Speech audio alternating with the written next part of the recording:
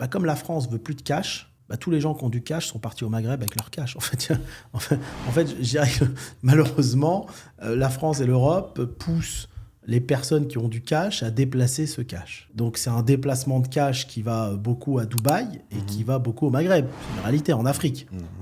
Parce que Mais qui fait le plus de cash en France? non, tout le monde. Je dirais que tout le monde. Je pense pas que les Maghrébins en fassent plus que les Chinois, par exemple. Ouais, bon. Non, mais c'est vrai. Tout le monde en fait. Et en fait, si tu veux, c'est un déplacement de cash. Et ça, je pense que la France, on se fait ça, elle se met une épine dans le pied parce que c'est pas forcément intelligent. Je veux dire, t'es politicien, bah tu vas dire, moi je veux que l'économie du pays elle tourne. Tu vas dire dépenser votre argent dans le pays, Dans l'économie réelle, dans quoi. l'économie du pays. Tu vas pas commencer à faire des lois où tu dis il faut pas payer plus de 1 000 € en cash. Bah, quand tu dis à une personne il faut pas payer plus de 1 000 € en espèces pour t'acheter ton sac, bah, les gens ils vont aller acheter leur sac à Dubaï, c'est tout. Surtout que, tu vois, tu peux pas payer plus de 1 000 €, mais par contre, tu peux encore te déplacer et voyager avec moins de 10 000 €. Tu vois, je comprends pas trop ce truc. Pour un Français, si tu as 10 000 € en cash, on t'arrête à l'aéroport, ils vérifient si tu as vraiment moins de 10 000 € et te laissent passer, ils te disent OK, il n'y a pas de problème. Ouais, Je mais comprends pas pourquoi en fait ils font ce truc de t'as pas le droit de payer plus de 1 000 €. Et d'ailleurs, j'ai vu qu'en 2025, ils voulaient supprimer ce truc de 1 000 €. C'est tu payes en cash que tu veux. virement. Non, Ah, non. ah ouais. En virement, en carte, c'est fini les 1 000 €. En France. Ouais, ouais. En 2025, ils veulent faire ça. Mais comme tu disais, au niveau de la douane, tu n'as pas le droit de dépasser 10 000 €. Ouais. Mais ça encore, c'est ceux qui font circuler l'argent. Mais aujourd'hui, tu as des circuits organisés. Tu peux donner même 3 millions d'euros à qui tu veux en France. Et ils te donnent 3 millions d'euros à Dubaï. Hein, en espèces, tu vois, il y a des circuits. En fait, c'est juste faire vider du système économique français tout le liquide. Cet argent est forcément déplacé. Moi, j'ai vu plein de personnes qui avaient en France des millions d'euros, hein, sérieusement, des commerçants en espèces. Hein.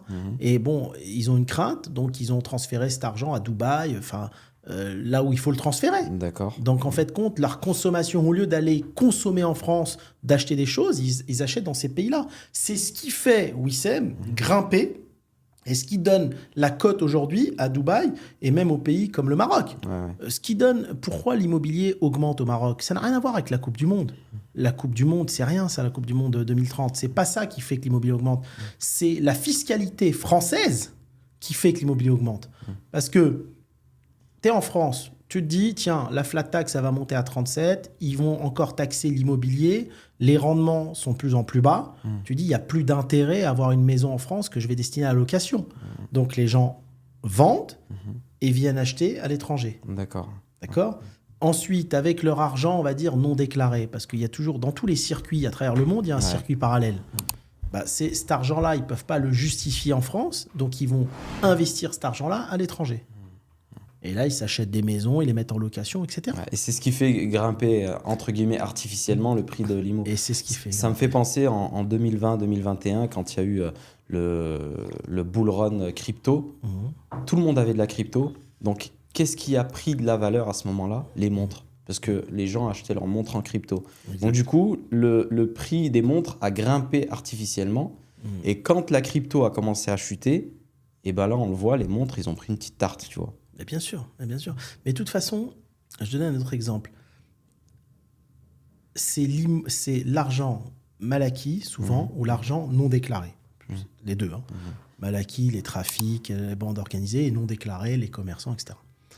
Qui fait que l'immobilier augmente, d'accord, mais de façon, je dirais, non logique. C'est pas logique, d'accord. C'est une bulle. Je donne un exemple. Quand on est passé du franc et de la pesetas en Espagne, je ne sais pas si tu t'en rappelles. Je me souviens de la pesetas. À l'euro, d'accord. Moi, à ce moment-là, j'ai des appartements en Espagne, d'accord, donc ces appartements familiales, ok. Si tu veux, qu'est-ce qui s'est passé? Il y a eu une flambée des prix de l'immobilier parce que les Russes devaient transférer leur argent du franc, du pesetas à l'euro.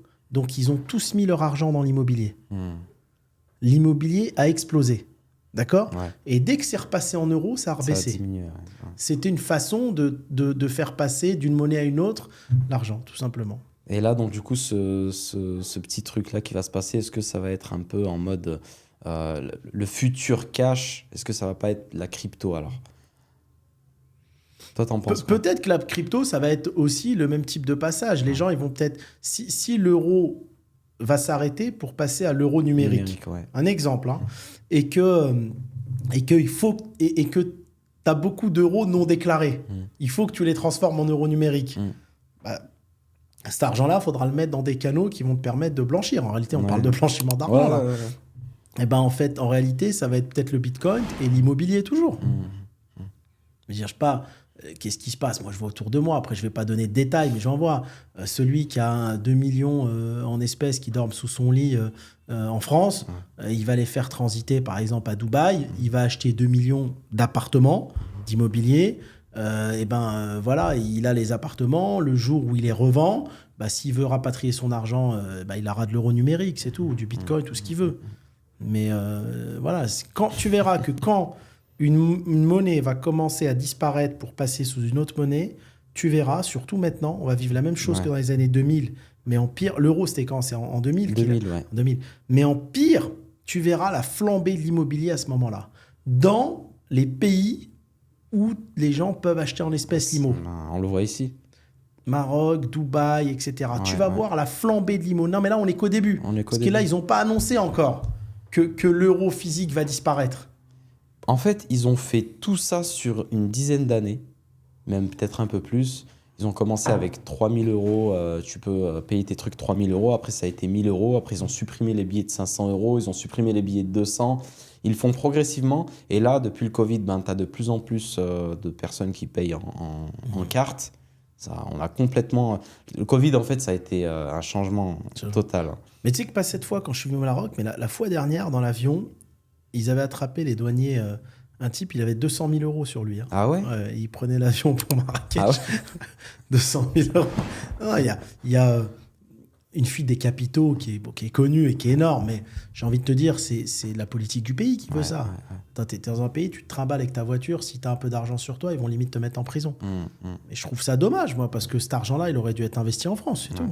Ouais, c'est clair. Et les gens ont peur, du coup, même quand ils sont en train de demander de l'argent à leur banque leur pose la question, mais tu vas faire quoi avec ces 1 000 euros, etc.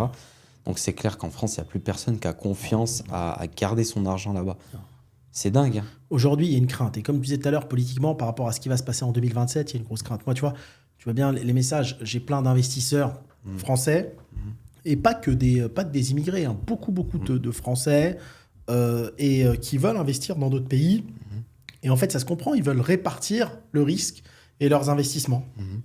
Tu vois, ils te disent, moi, j'ai une maison, elle vaut 2 millions, elle ne me rapporte pas grand-chose, j'ai peur qu'Airbnb, demain, les lois se serrent encore plus. Ouais. En plus, avec toutes les lois autour du climat, etc., où il faut que les appartements soient aux normes, il y a plein de choses. Et ça va devenir de plus en plus complexe.